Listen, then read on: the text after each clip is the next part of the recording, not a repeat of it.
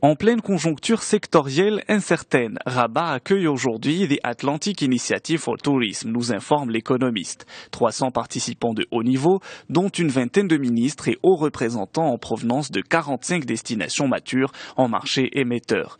Tous les records de mobilisation sont battus. En partenariat sur cet événement avec l'Organisation mondiale du tourisme, le département du tourisme espère marquer le coup de l'événementiel pour relever l'attractivité de la destination dans un contexte encore marqué par l'enchaînement d'événements exceptionnels.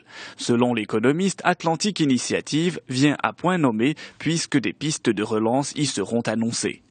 Les Échos titrent sur la ville nouvelle Rahma. En cette année d'existence seulement, Rahma a pu concentrer un beau lot d'aberrations, écrit le journal.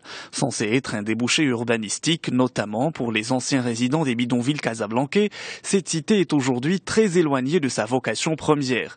Éloignement, manque d'infrastructures et de services de base, insécurité, plusieurs problèmes meublent le quotidien de la population de cette cité, constate le quotidien.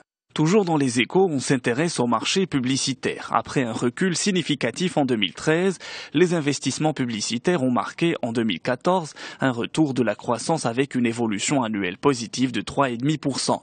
Une tendance qui s'est confirmée au cours des 2 premiers mois de 2015. La presse écrite a quant à elle enregistré un recul de 13%. Parmi les annonceurs, les télécoms continuent de se tailler la part du lion par leur budget pub. Au fait, aborde le plan national de l'eau. Invitée par le forum de la MAP mardi, la ministre chargée de l'eau, Sharafat Filal, a précisé que le financement du plan national de l'eau coûtera quelque 220 milliards de dirhams, dont 41% seront destinés à la gestion de la demande. Ce plan vise notamment à faire face au stress hydrique et à répondre aux besoins en eau du Maroc d'ici à 2030. En France, la presse revient sur le crash de 2 hélicoptères en Argentine lors d'un tournage d'un jeu d'aventure de TF1. Le sport français a perdu 3 de ses icônes, mortes avec 7 autres personnes.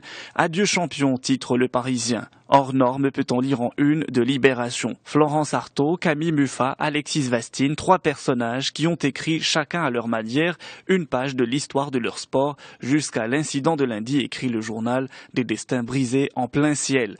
Les causes du crash d'hélicoptère, dans lequel ont été tuées 10 personnes, restées inconnues hier, nous informe Le Monde. Les conditions de sécurité ont-elles été respectées, s'interroge la presse ce matin. On termine en France où les perches à selfie commencent à agacer certains musées, lit-on dans 20 minutes. La perche à selfie est le nouveau gadget à la mode chez les touristes. Dans la capitale, le phénomène n'a pas encore atteint les sommets observés en Asie ou même à Rome, mais le produit s'installe doucement en vitrine de plusieurs boutiques de souvenirs et il agace déjà. Le château de Versailles vient même de les interdire. Une mesure de prévention assure le site touristique. Les perches risquent d'abîmer par mégarde des œuvres ou de blesser d'autres touristes.